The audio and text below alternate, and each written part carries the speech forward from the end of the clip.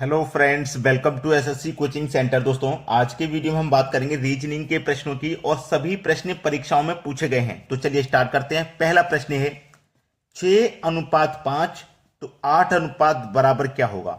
यह question SSC में पूछा गया है 2011 में, और सभी प्रश्न ये एसएससी 2011 की जो शिफ्ट में पूछे गए थे वहीं से लिए गए हैं। तो यहां पे जो पहला क्वेश्चन है उसमें 6 का रिलेशन 5 से कैसे बनेगा ये आपको देखना है। 6 से 5 कैसे बन सकता है? या तो 6 में से 1 माइनस कर दो तो 5 बन जाएगा। अगर मैं यहां पे भी 1 माइनस कर दूंगा तो 7 बन जाएगा, लेकिन 7 ऑप्शन में नहीं है, तो ये माइनस वाला तरीका तो नहीं लगेगा, कोई दूसरा लॉजिक जरूर लगेगा। देखिएगा, ये मेरे पास जो 6 है, मैं इस 6 का क्या कर सकता हूं? फैक्टर 2 गुने 3 6 होता है। ठीक है।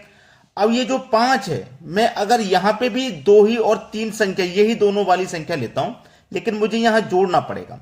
यानी कि जिन संख्याओं का मैंने फैक्टर किया था उन्हीं संख्याओं को मैं जोड़ूंगा तो 5 बन जाएगा। आगे चलिए, यहां पे मैं क्या कर सकता हूं भाई? 2 गुने 4 कर सकता हूं, 2 चौके 8। और जिन संख्याओं का मैंने यहां फैक्टर किया था उन्हीं को जोड़ा, और यहां पे मैंने जिन संख्याओं को फैक्टर किया अगर मैं उन्हीं को जोड़ लूं तो 2 और 4 मेरा कितना मिल जाएगा भैया? 6 मिल जाएगा। देखो ऑप्शन में है 6, सी ऑप्शन में दिया गया। लाइक का बटन दबा देना अगर वीडियो पसंद आए तो। ठीक है, चलिए अब देखते हैं अगला सवाल। अगला प्रश्न है, यहां पे सबसे पहले ही क्वेश्चन मार्क दे दिया। जब सबसे पहले क्वेश्चन मार्क आ जाता है तो संख्या थोड़ी सी डिफरेंट और कठिन हो जाती है। तो क्वेश्चन मार्क 63 08 26 क्या रिलेशन हो सकता है? देखिएगा, अगर आप ध्यान से देखें, ये पहली संख्या है, पहली संख्या से दूसरी को नहीं बनाना आपको, अब दूसरी से पहली बनाना है, दूसरी संख्या से अब पहली को बनाना है। तो मैं यहां पे देखूंगा पहले कि दूसरी संख्या से पहली संख्या कैसे बन रही है। तो बड़ा ही आसान मुझे दिखाई दे रहा है कि अगर मैं दूसरी संख्या जो है उनको आपस में जोड़ लूं तो 6 और 2 मिलकर के 8 हो जाएगा। देखो पहली संख्या 8 मिल गई। वही सेम लॉजिक मैं यहां लगा दूं, 6 और 3 को आपस में जोड़ दूं तो 9 हो जाएगा, मतलब यहां 9 आ जाएगा। देखो बी ऑप्शन में मेरे दिया गया है, यह प्रश्न का बिल्कुल सही जवाब हो गया। आसानी से समझाया गया है आपको जिससे कि कोई समस्या ना रहे। जब पहले क्वेश्चन मार्क है तो पहली संख्या से तो दूसरी संख्या फाइंड नहीं कर पाओगे, दूसरी से ही पहली संख्या फाइंड करनी पड़ेगी। चलिए अब देखते हैं अगला सवाल। अगला प्रश्न है 64 क्वेश्चन मार्क 72 53। चलिए आगे बढ़ने से पहले मैं यहां पे बीच में एक क्वेश्चन आपको दे रहा हूं होमवर्क। ठीक है, अभी आगे वीडियो खत्म नहीं हुआ, अभी आगे वीडियो पूरा है और भी क्वेश्चन है, लेकिन ये बीच में मैंने आपको एक क्वेश्चन दे दिया है, इसको करिए, आगे बढ़िए। इसको करने के बाद और जो भी आपका आंसर है उसे आप कमेंट बॉक्स में कमेंट कर दीजिए, जिससे कि आपको मालूम हो जाए कि अगर इस तरीके का प्रश्न आपको आ जाए एग्जाम में तो आप उसे कर पाओगे या नहीं कर पाओगे। क्योंकि अचानक से ही कोई क्वेश्चन एग्जाम में आता है और बिल्कुल अचानक से ही मैंने ये प्रश्न आपको दे दिया। अब आप इस प्रश्न का आंसर करके कमेंट बॉक्स में बताइए और वीडियो पूरा देखिए, आगे भी वीडियो में बहुत सारे क्वेश्चन है। चलिए अब देखते हैं अगला सवाल। अगला प्रश्न है 17 60 20 क्वेश्चन मार्क। अब देखो 17 से 60 बनाना है, आसान तो नहीं है लेकिन फिर भी बनेगा, कोई ना कोई लॉजिक तो होता ही है जिससे कि संख्या हमारी फाइंड हो जाती है। अब मुझे 17 से 60 बनाना है। अगर मैं 17 का मल्टीप्लाई 3 से करता हूं तो 51 होगा, और 60 बनाने के लिए इसमें 9 जोड़ना होगा। बिल्कुल सेम लॉजिक आगे बढ़ाऊंगा मैं। यहां मल्टीप्लाई 3 किया तो यहां भी मल्टीप्लाई 3 कर दूंगा, तो 20 का मल्टीप्लाई 3 से कर दूंगा 60 हो जाएगा। और जब यहां 9 जोड़ा है तो यहां भी 9 जोड़ूंगा, तो 60 में 9 जोड़ूंगा तो 69 हो जाएगा। बी ऑप्शन बिल्कुल सही जवाब। मुश्किल कुछ नहीं है, जो मैंने प्रश्न होमवर्क के लिए दिया है वो भी मुश्किल नहीं है, बस आपको थोड़ा सा लॉजिक पहचानना है कि हो क्या सकता है।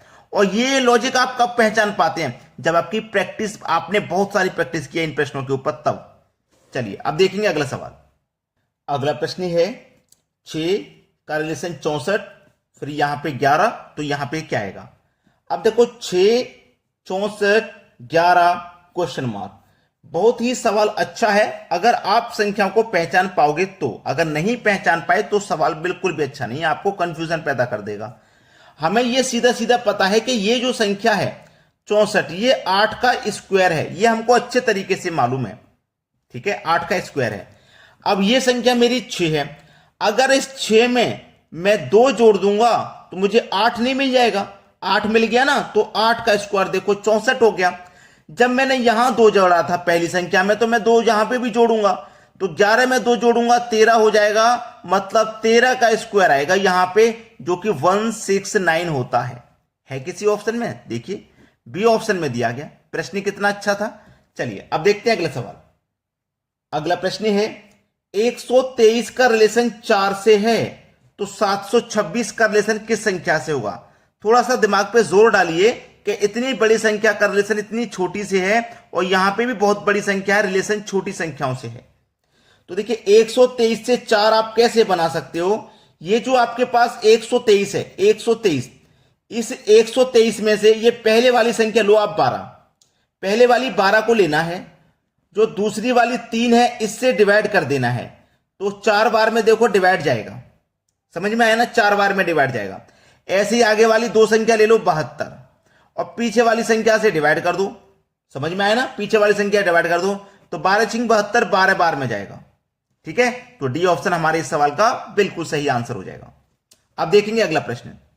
अगला प्रश्न है 83, 25, 29 क्वेश्चन मार्क। बहुत अच्छा सवाल है भाई। ठीक है, और मैं आपको पहले ही बता चुका हूं कि 2011 में जो एसएससी का एग्जाम हुआ था वहां पे ये सभी क्वेश्चन पूछे गए थे, वहीं से लिए गए हैं। अब देखिए ये जो 83 है और ये 25 है, यानी कि 83 से आपको 25 बनाना है, ये कहिए। तो 83 से 25 आप कैसे बना पाओगे?